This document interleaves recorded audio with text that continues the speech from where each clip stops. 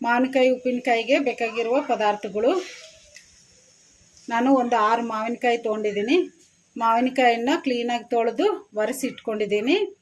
ಮಾವಿನಕಾಯಿ ಈ ಥರ ದಪ್ಪನ ಕಾಯಿ ತೊಗೋಬೇಕು. ಪೀಚ್ಕಾಯಿ ಚೆನ್ನಾಗಿರಲ್ಲ ಉಪ್ಪಿನಕಾಯಿಗೆ. ಈ ಥರ ಕಾಯಿ ತೊಗೊಂಡು ಉಪ್ಪಿನಕಾಯಿ ಮಾಡ್ಕೋಬೇಕು, ತುಂಬ ಟೇಸ್ಟಿಯಾಗಿರುತ್ತೆ. ಉಪ್ಪು ನಾನು ಕಲ್ಲುಪ್ಪು ತೊಗೊಂಡಿದ್ದೀನಿ. ಕಲ್ಲುಪ್ಪನ್ನ ಬಿಸಿಲಿಗೆ ಒಣಗಿಸಿಟ್ಕೊಂಡಿದ್ದೀನಿ. ಕಲ್ಲುಪ್ಪನ್ನ ಮಿಕ್ಸಿ ಮಾಡಿಕೊಂಡು ಹಾಕ್ಕೋಬೇಕು, ಹಾಗೆ ಹಾಕ್ಕೋಬಾರ್ದು. ನೈಸ್ ಉಪ್ಪು ಹಾಕ್ಕೊಂಡ್ರೆ ಉಪ್ಪಿನಕಾಯಿ ಅಷ್ಟು ಟೇಸ್ಟ್ ಬರಲ್ಲ. ಅದಕ್ಕೆ ನಾವು ಕಲ್ಲುಪ್ಪು ತೊಗೊಂಡು ಒಣಗಿಸಿ ಹಾಕ್ಕೋಬೇಕು ಮಿಕ್ಸಿ ಮಾಡಿಕೊಂಡು. ಸಾಸಿವೆಯನ್ನು ಬಿಸಿಲಿಗೆ ಒಣಗಿಸಿ ಇಟ್ಕೊಂಡಿದ್ದೀನಿ. ಖಾರ ಪುಡಿ ಮನೆಯಲ್ಲಿ ಮಾಡಿ ಇಟ್ಕೊಂಡಿರೋ ಖಾರ ಪುಡಿ ಆದರೆ ತುಂಬ ಟೇಸ್ಟಿಯಾಗಿರುತ್ತೆ. ಪಾಕೆಟ್ ಖಾರ ಅಷ್ಟು ಟೇಸ್ಟ್ ಬರಲ್ಲ. ಮನೆ ಖಾರ ಪುಡಿ ಆದರೆ ತುಂಬ ಟೇಸ್ಟಿಯಾಗಿ ಬರುತ್ತೆ ಮಾವಿನಕಾಯಿ ಉಪ್ಪಿನಕಾಯಿ. ಮೆಂತ್ಯಕಾಳು, ಎಣ್ಣೆ, ನಾನು ಶೇಂಗಾ ಎಣ್ಣೆ ತೊಗೊಂಡಿದ್ದೀನಿ. ಉಪ್ಪಿನಕಾಯಿಗೆ ಶೇಂಗಾ ಎಣ್ಣೆ ಹಾಕಿದ್ರೇ ಟೇಸ್ಟ್ ಬರೋದು. ನಾವು ಯಾವುದೇ ಒಂದು ಉಪ್ಪಿನಕಾಯಿ ಮಾಡಿದರೂ ಕೂಡ ಶೇಂಗಾ ಎಣ್ಣೆ ಹಾಕಿ ಮಾಡಿದರೆ ತುಂಬ ಟೇಸ್ಟಿಯಾಗಿರುತ್ತೆ. ರಿಫೈಂಡ್ ಆಯಿಲ್ ಎಲ್ಲ ಹಾಕಿದರೆ ಅಷ್ಟು ಟೇಸ್ಟ್ ಬರಲ್ಲ. ಯಾಕೆಂದರೆ ಒಂದು ವರ್ಷ ಇರೋದಕ್ಕೆ ಉಪ್ಪಿನಕಾಯಿ ಮಾಡ್ಕೊತೀವಲ್ಲ, ಅದಕ್ಕೆ ನಾವು ಶೇಂಗಾ ಎಣ್ಣೆ ಹಾಕಬೇಕು. ಮತ್ತು ಇವೆಲ್ಲ ಹಸಿವೆ ಹಾಕ್ಕೋಬೇಕು, ಫ್ರೈ ಮಾಡಿ ಹಾಕ್ಕೋಬಾರ್ದು. ಎಣ್ಣೆ ಆಗಲಿ ಸಾಸಿವೆ ಆಗಲಿ ಹಸಿವೆ ಹಾಕ್ಕೋಬೇಕು, ಫ್ರೈ ಮಾಡಿ ಹಾಕ್ಕೋಬಾರ್ದು. ಬೆಳ್ಳುಳ್ಳಿನ ಸಿಪ್ಪೆ ತೆಗೆದು ಇಟ್ಕೊಂಡಿದ್ದೀನಿ. ಈಗ ಈ ಮಾವಿನಕಾಯಿನ ಕಟ್ ಮಾಡ್ಕೊಂಬಿಡೋಣ. ಮಾವಿನಕಾಯಿಗೆ ತುಂಬು ತೆಗೆದು ಕಟ್ ಮಾಡ್ಕೋಬೇಕು.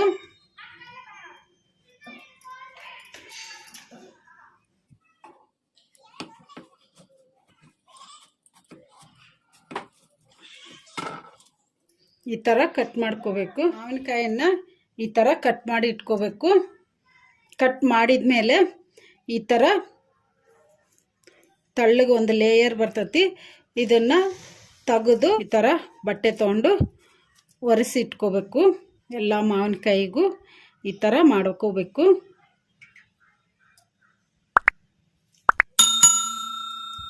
ಈ ಥರ ಒರೆಸಿ ಇಟ್ಕೋಬೇಕು. ಇವನ್ನೆಲ್ಲ ಕ್ಲೀನಾಗಿ ತೆಗೆದು ಒರೆಸಿ ಫ್ಯಾನ್ ಕೆಳಗೆ ಒಂದು ಅರ್ಧ ತಾಸು ಇಟ್ಕೊಂಬಿಡೋಣ. ಈಗ ಫ್ಯಾನ್ ಕೆಳಗೆ ಇಟ್ಕೊಂಡು ಅರ್ಧ ತಾಸು ಆಯ್ತಲ್ಲ. ಈಗ ಈ ಮಾವಿನಕಾಯಿನ ಅಳತೆ ಮಾಡ್ಕೊಂಬಿಡೋಣ. ಈ ಥರ ಒಂದು ಬಟ್ಲ ತೊಗೊಂಡು ಈಗ ಅಳತೆ ಮಾಡ್ಕೊಂಬಿಡೋಣ. ಈ ಥರ ಅಳತೆ ಮಾಡ್ಕೋಬೇಕು. ಬಟ್ಲ ತುಂಬ ಹಾಕ್ಕೊಂಡು 1 2 3 4 5 6 7 8 ಈ ಬಟ್ಲಿಂದ ಮಾವಿನಕಾಯಿ 8 ಬಟ್ಲ ಆಗಿದ್ದಾವೆ. 8 ಬಟ್ಲ ಮಾವಿನಕಾಯಿ ಆದರೆ ಇದೇ ಬಟ್ಲದಿಂದ 1 ಬಟ್ಲ ಉಪ್ಪು, 1 ಬಟ್ಲ ಸಾಸಿವೆ ಪುಡಿ, 2 ಬಟ್ಲ ಖಾರ ಪುಡಿ ಹಾಕ್ಕೋಬೇಕು. ಒಂದು ಮಿಕ್ಸಿ ಜಾರ್ ತೊಗೊಂಡಿದ್ದೀನಿ. ಈಗ ಮಿಕ್ಸಿ ಜಾರಿಗೆ ಸಾಸಿವೆ ಹಾಕ್ಕೊಂಡು ಮಿಕ್ಸಿ ಮಾಡ್ಕೊಂಬಿಡೋಣ.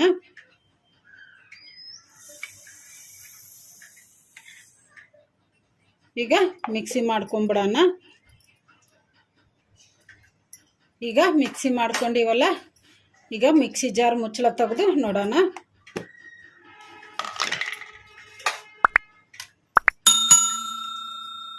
ಈ ಥರ ಮೆತ್ತಗೆ ಪೌಡ್ರ್ ಥರ ಮಾಡ್ಕೋಬೇಕು.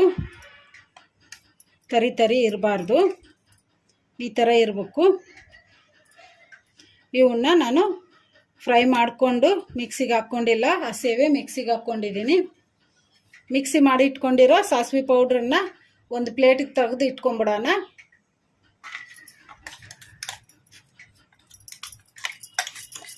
ಈಗ ಇದನ್ನು ಒಂದು ಸೈಡಿಗೆ ಇಟ್ಕೊಂಬಿಡೋಣ. ಈಗ ನಾನು ಅದೇ ಮಿಕ್ಸಿ ಜಾರ್ ತೊಗೊಂಡಿದ್ದೀನಿ. ಈಗ ಮಿಕ್ಸಿ ಜಾರಿಗೆ ಉಪ್ಪು ಹಾಕ್ಕೊಂಡು ಮಿಕ್ಸಿ ಮಾಡ್ಕೊಂಬಿಡೋಣ.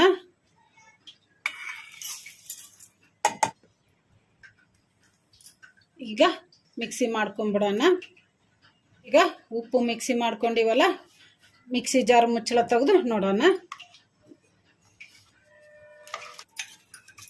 ಈ ಥರ ನೈಸ್ ಪೌಡ್ರ್ ಥರ ಮಾಡ್ಕೋಬೇಕು ಉಪ್ಪು.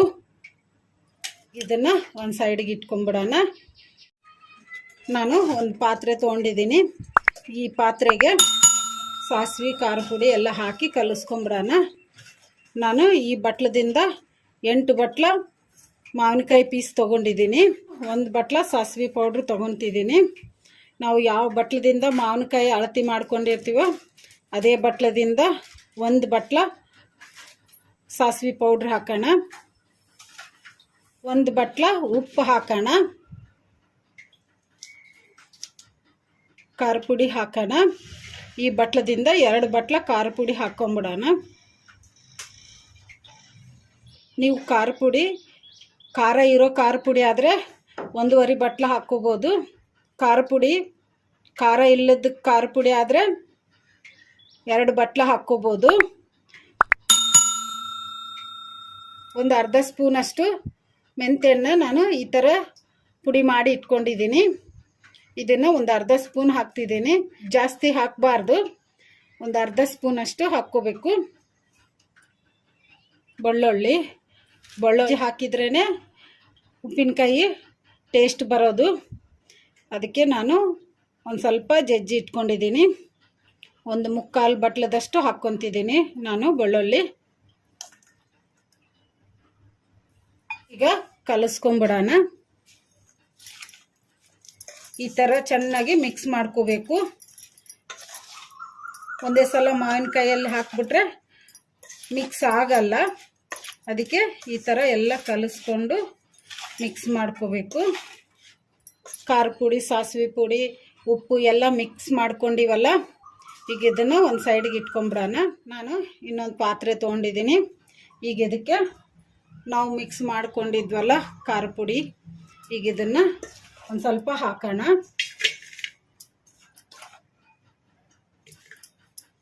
ನಾವು ಅಳತೆ ಮಾಡಿ ಇಟ್ಕೊಂಡಿದ್ವಲ್ಲ ಮಾವಿನಕಾಯಿ, ಈಗ ಇವನ್ನು ಹಾಕೋಣ. ಈಗ ಇನ್ನು ಸ್ವಲ್ಪ ಹಾಕೋಣ.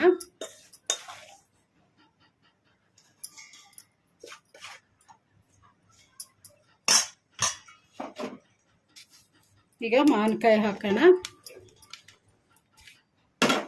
ಈಗ ಉಳಿದಿರೋ ಪೌಡ್ರೆಲ್ಲ ಹಾಕ್ಬಿಡೋಣ. ಈಗ ಕಲಿಸ್ಕೊಂಬಿಡೋಣ ಚೆನ್ನಾಗಿ.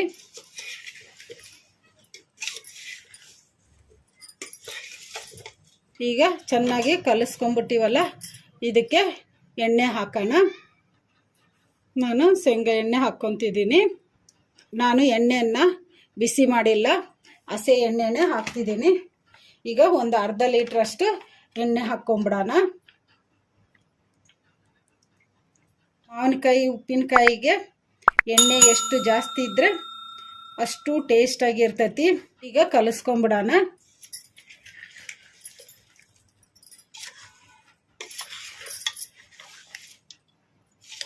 ಮಾವಿನಕಾಯಿನ ಎಲ್ಲ ಕಲಸಿಟ್ಕೊಂಡ ಮೇಲೆ ಮಾವಿನಕಾಯಿ ಮೇಲೆ ಸ್ವಲ್ಪ ಎಣ್ಣೆ ಮೇಲೆ ಇರೋ ಥರ ಇರಬೇಕು. ಇಲ್ಲ ಅಂದರೆ ಉಪ್ಪಿನಕಾಯಿ ಬೂಜು ಬಂದುಬಿಡ್ತೈತಿ. ಈ ಥರ ಚೆನ್ನಾಗಿ ಕಲಿಸ್ಕೋಬೇಕು. ಇದಕ್ಕೆ ಇನ್ನು ಸ್ವಲ್ಪ ಎಣ್ಣೆ ಹಾಕೋಣ. ಕಲಿಸ್ಕೊಂಬಿಡೋಣ.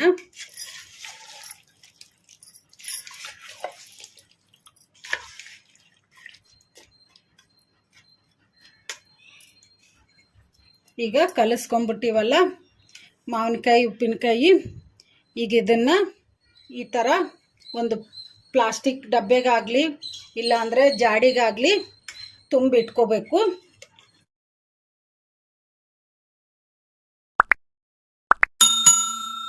ಈ ಥರ ಪ್ಲಾಸ್ಟಿಕ್ ಬಕೆಟಲ್ಲಿ ತುಂಬಿಟ್ಕೋಬೇಕು.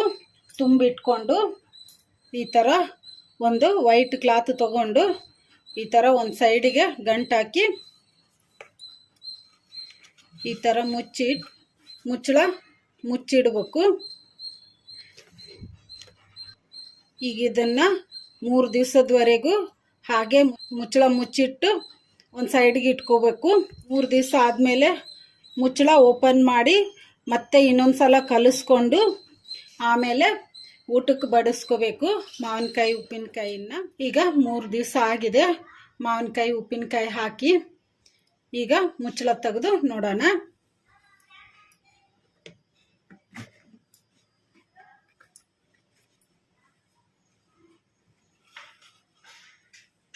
ಈಗ 3 ದಿವಸ ಆದಮೇಲೆ ಎಣ್ಣೆ ನೋಡಿ ಎಷ್ಟು ಚೆನ್ನಾಗಿ ಮೇಲೆ ಬಂದಿದೆ. ಈಗ ಇದನ್ನು ಕಲಿಸ್ಕೊಂಬಿಡೋಣ.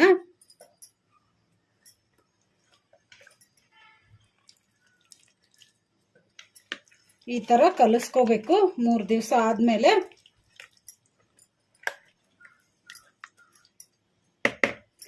ಈಗ ಕಲಿಸ್ಕೊಂಬಿಟ್ಟಿವಲ್ಲ ಮಾವಿನಕಾಯಿ ಉಪ್ಪಿನಕಾಯಿನ. ಈಗ ರೆಡಿಯಾಗಿದೆ ಮಾವಿನಕಾಯಿ ಉಪ್ಪಿನಕಾಯಿ ಊಟಕ್ಕೆ ಬಡಿಸ್ಕೊಳಕ್ಕೆ.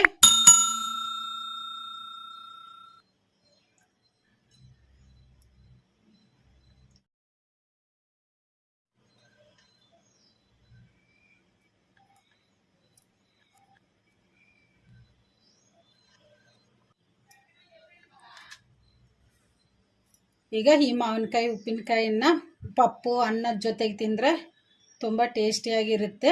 ಮೊಸರು ಅನ್ನದ ಜೊತೆಗೆ ತಿಂದರೆ ಇನ್ನೂ ಟೇಸ್ಟಿಯಾಗಿರುತ್ತೆ. ನೀವು ಟ್ರೈ ಮಾಡಿ, ಮನೆಯಲ್ಲಿ ಎಲ್ಲರೂ ಇಷ್ಟಪಡ್ತಾರೆ.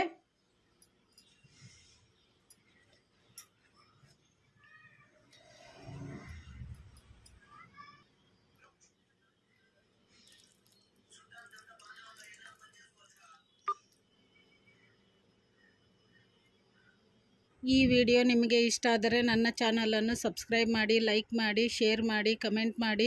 ಸಬ್ಸ್ಕ್ರೈಬ್ ಬಟನ್ ಪಕ್ಕ ಬೆಲ್ ಬಟನ್ ಇರುತ್ತೆ, ಅದನ್ನು ಪ್ರೆಸ್ ಮಾಡಿ. ನಾನು ಯಾವುದೇ ಒಂದು ಹೊಸ ವಿಡಿಯೋ ಮಾಡಿದರೂ ನಿಮಗೆ ನೋಟಿಫಿಕೇಷನ್ ಬರುತ್ತೆ. Thank you for watching.